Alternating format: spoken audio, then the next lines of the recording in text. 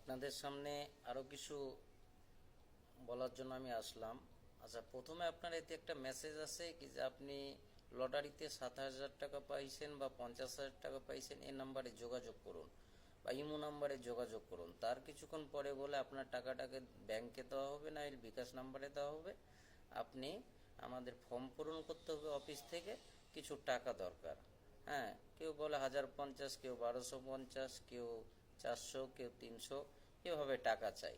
আচ্ছা, এই যে লোকগুলা যেগুলো গরিব অসহায় মানুষ, এই যে যাদের বাপ মা অসুস্থ, মানে ছেলে, হ্যাঁ, মেয়ে অসুস্থ, আচ্ছা এদের কাছ থেকে যে টাকাগুলো এরা নিচ্ছে ফর্ম পূরণ নাম করে, আচ্ছা এইগুলো কি মানুষের বাচ্চা আপনারা বলেন?